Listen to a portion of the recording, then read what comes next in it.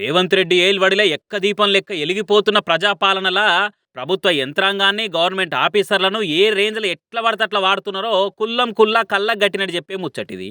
రాష్ట్ర సర్కారు ఖజానాకెళ్ళి జీతం తీసుకునే సీపీఆర్ఓ అంటే CM chief public relations officer doctor Malsur ఏకంగా కాంగ్రెస్ పార్టీ ఆఫీస్ అయిన గాంధీ భవన్‌ల మీటింగుకు హాజరుపడి కాంగ్రెస్ లీడర్లు టీవీ డిబేట్లలో ఏమేం మాట్లాడాలి, రాజకీయంగా బీఆర్ఎస్కు అవతలి పార్టీలకు అబ్బరి బిడ్డ అనిపించే కౌంటర్లు, కళ్ళు తిరిగే కామెంట్లు ఎట్లెట్లా చేయాలని క్లాసులు చెప్పిండట.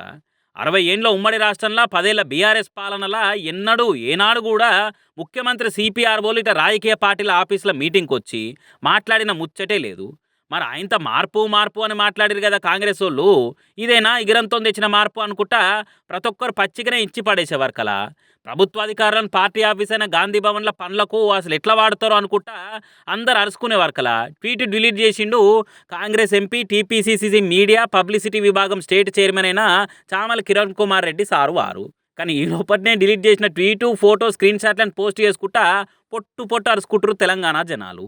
ప్రభుత్వానికి పార్టీకి నడమ అంతరాలు ఉండవలసిన జాగల ఇంత బరితెగింప.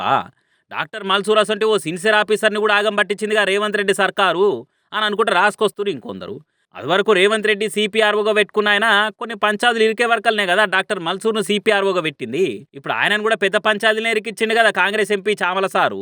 ఆయన ఎంపీ ఎన్నికై నాటి సంది ఎప్పుడు ప్రెస్ మీట్ పెట్టినా డిజాస్టర్ అని రోస్ట్ చేస్తారు. ఇప్పటికే వీధికెళ్ళి ఆయన చేసే కామెంట్లతోని బీఆర్ఎస్ సోషల్ మీడియాకు కిలల కొద్ది ట్రోల్ మెటీరియల్ మాలిచ్చిపోతారని సొంత పార్టీలే పెద్ద పేరు పోయిండు పాపం. మీదికెళ్ళి నడమ కాంగ్రెస్ మీడియా అండ్ పబ్లిసిటీ చైర్మన్గా పెట్టిన కాంచి చామల సారు ఇంకింత చాకచక్యం చూయిద్దామనుకొని ట్రోల్స్కు స్టఫ్ ఇస్తున్నాడు.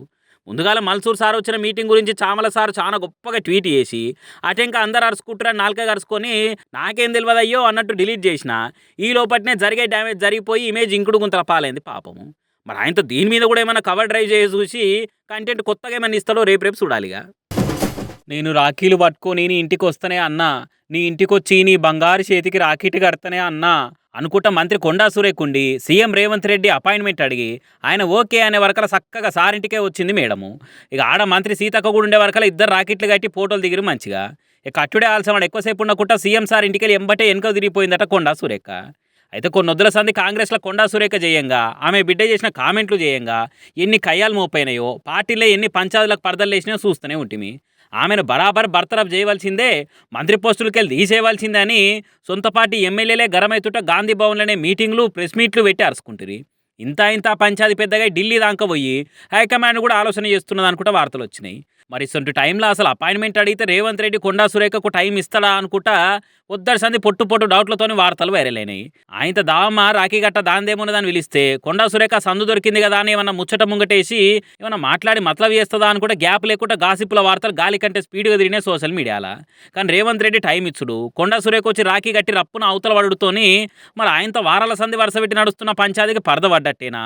ఇక అయిందేదో అయిపోయింది కానీ మిగిలిన పదవి కాలంలోనన్నా లొల్లులు మీదేసుకోకుండా మంత్రిగా మంచిగా పనిచేసుకోని రేవంత్ రెడ్డి ఇండికేషన్ ఇచ్చినట్ట అని ఇంకొన్ని న్యూస్లు ఇతనాలు పోసుకొని మరి ఇరగమరగా తిరగబట్టినాయి. మరి ఆయనతో పంచాయతీ ఒడిసిపోయింది, కొండా సురేఖ మంత్రిగానే కంటిన్యూ అవుతుందంటే మొన్న ప్రెస్ మీట్ పెట్టి రివర్స్ అయిన ఎమ్మెల్యేల మ్యాటర్ ఏంది అని గాంధీ భవన్లో గాసిపులు నడుస్తున్నాయి.